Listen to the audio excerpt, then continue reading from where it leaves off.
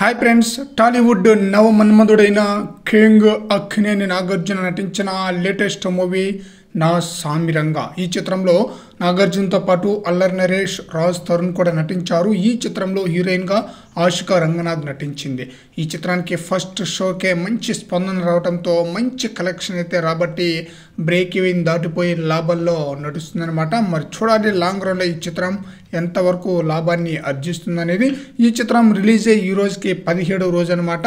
16వ రోజుకి అనుకున్నంత కంటే బాగానే కలెక్షన్ అయితే వసూలు చేసిందనమాట. 18 లక్షలకు పైగానే షేర్ కలెక్షన్ రాబట్టింది 16వ రోజు. ఈరోజు 17వ రోజు కాబట్టి ఈరోజు 30 లక్షలు పైగానే గ్రాస్ కలెక్షన్ రాబట్టే అవకాశం అయితే ఉంది. టోటల్గా 17 రోజులకి 24.30 కోట్ల షేర్ కలెక్షన్ రాబట్టే ఛాన్స్ అయితే ఉందన్నమాట.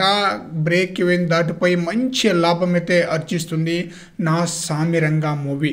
అనుకోకుండానే ఈ సంక్రాంతికి రిలీజ్ అయ్యి ఈ మూవీ ఈ స్థాయిలో కలెక్షన్ అంటే ఎవరు ఊహించలేదన్నమాట. అసలు నా సామిరంగా మూవీ, నాగార్జున మూవీ ఈ సంక్రాంతికి రిలీజ్ అవుతుందని కూడా ఎవరు ఎక్స్పెక్ట్ చేయలేదన్నమాట.